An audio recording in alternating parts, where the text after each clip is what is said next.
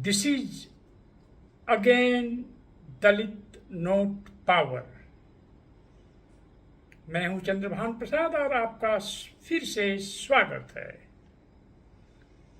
तो जो आज दलित मिडिल क्लास खड़ा हुआ है,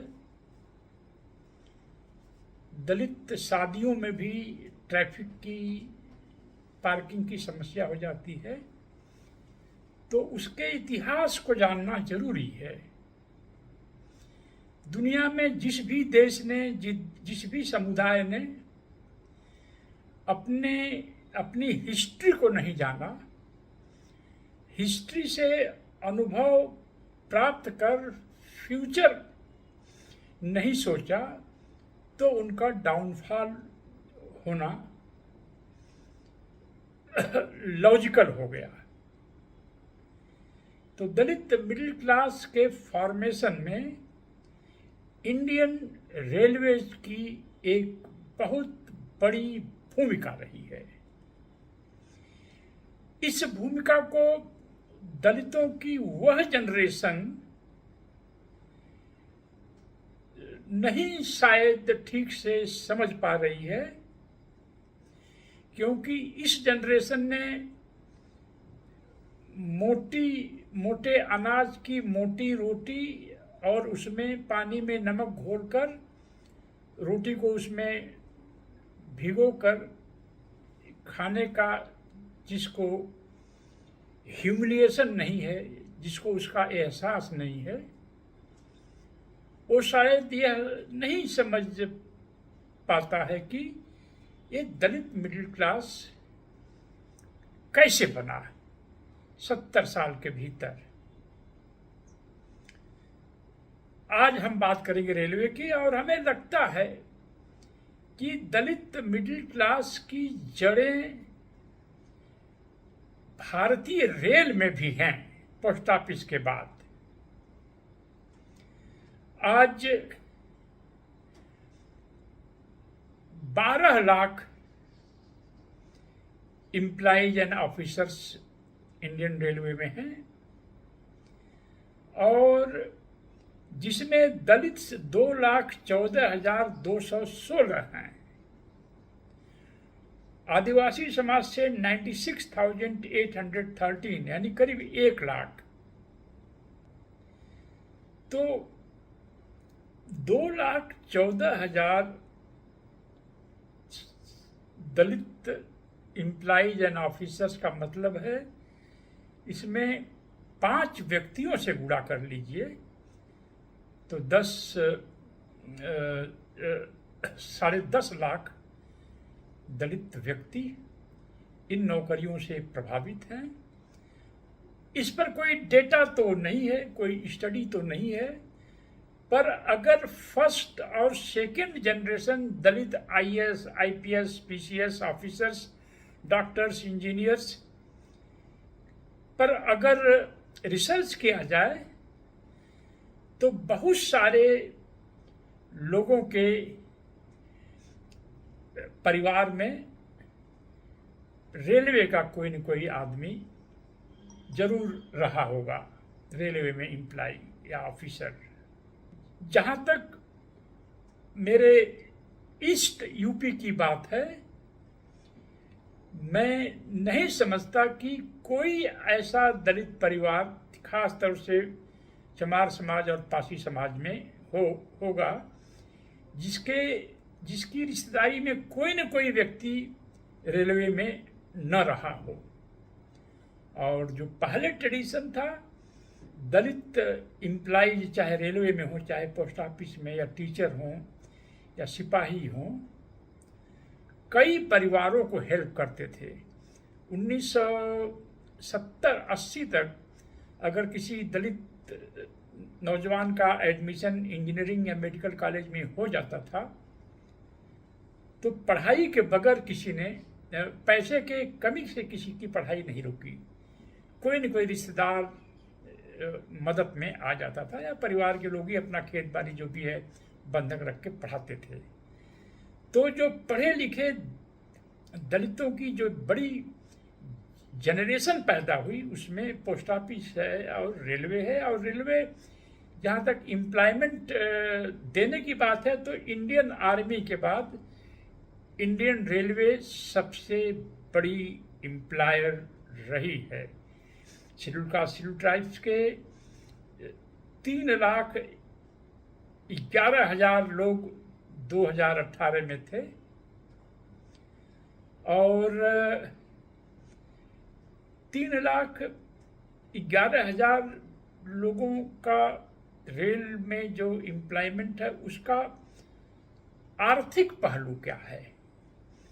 तो जैसा आप 2,14,000 जो दलित एम्प्लॉय हैं, 2,14,216 जो पूरे रेलवे वर्क फोर्स का 16.87% हैं और जो करीब 1 लाख ट्राइबल एम्प्लॉयज हैं, यह पूरे रेलवे वर्क फोर्स के 7.62% है, यानी 24.46 यानी लगभग 2% SC/ST कोटा से अधिक लोग रेलवे में इस समय हैं।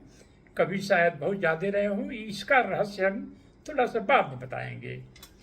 अगर 2,14,000 जो दलित एम्प्लॉयज हैं, अगर हम यह मान लें कि ये औसतन 40,000 तनख्वाह पाते हैं पर मंथ औसतन, जो क्लास 1 ऑफिसर हैं शायद उनकी 2 लाख हो, तो और जो ग्रुप डी हैं जो अब शायद ख़त्म कर दिया गया उनकी शायद तनख्वाह 25,000 हो, हम 40,000 कम से कम रख रहे हैं। तो इसके हिसाब से 8 अरब 56 करोड़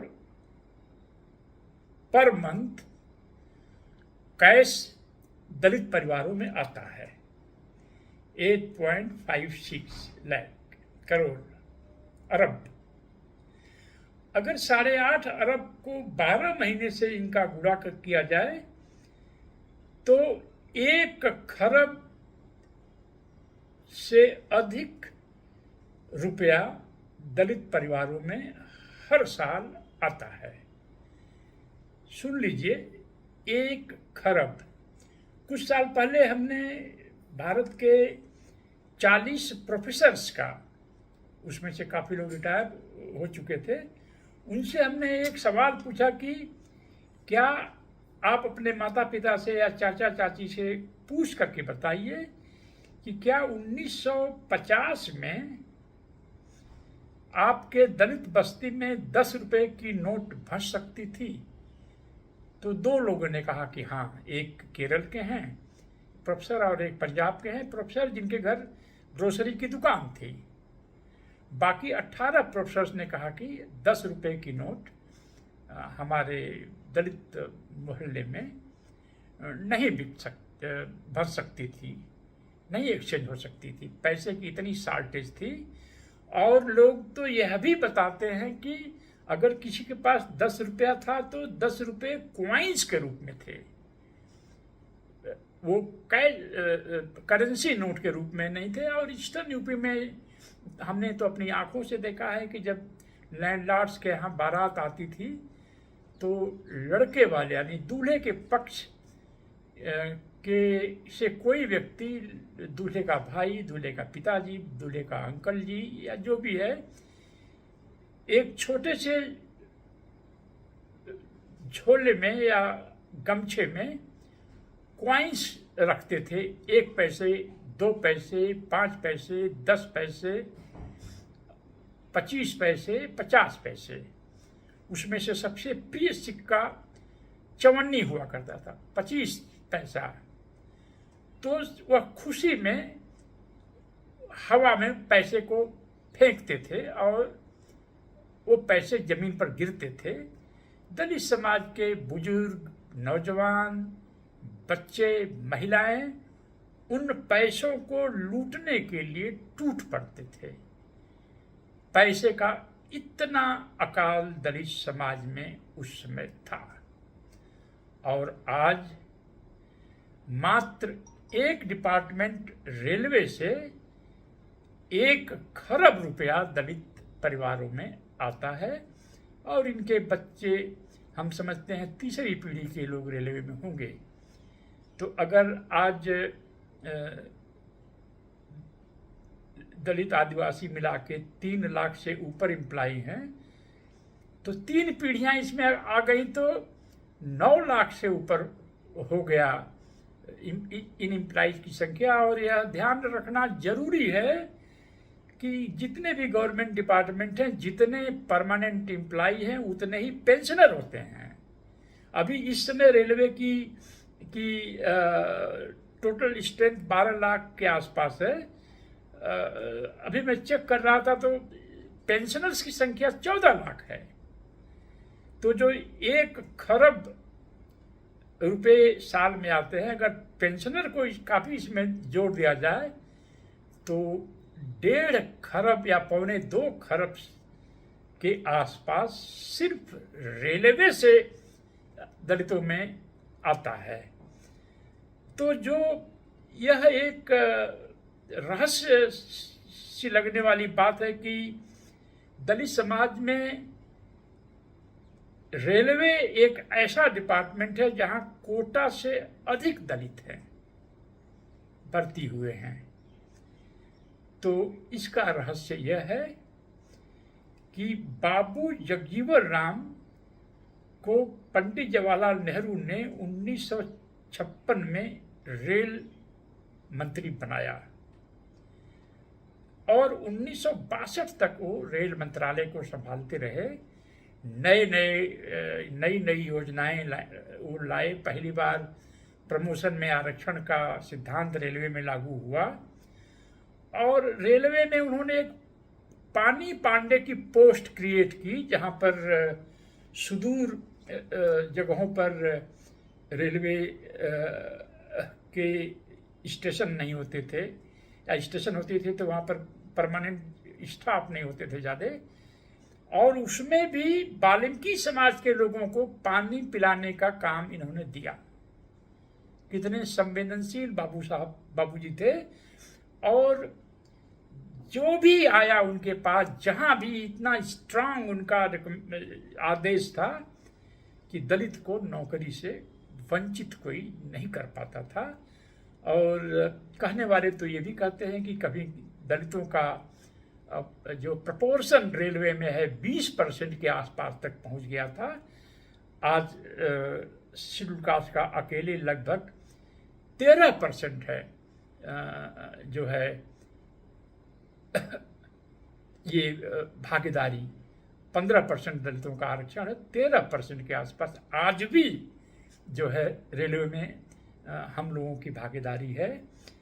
तो यह बताना मैं इसलिए जरूरी समझता हूं कि अभी हम देख रहे थे नेट पर तो करीब 3 लाख भर्तियां रेलवे में बाकी हैं। 3 लाख जगहें खाली हैं, अपॉइंटमेंट नहीं हो रहा है।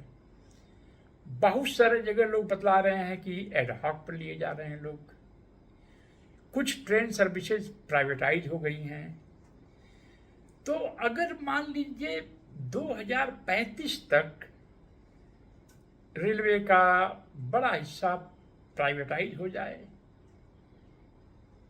रेलवे का स्टाफ बहुत कम हो जाए, बहुत सारा स्टाफ कॉन्ट्रैक्ट पर हो जाए, तो दलित और आदिवासी मिडिल क्लास पर क्या इसका इम्पैक्ट पड़ेगा, यह जानना जरूरी है, ताकि हम फ्यूचर में रेलवे के साथ खड़ा हो तो रेलवे के साथ हम खड़े हो सकें।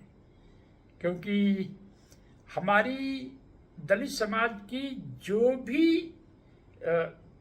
भी चीज दलित समाज को मिली है वह सरकारी नौकरियों से ही मिली है।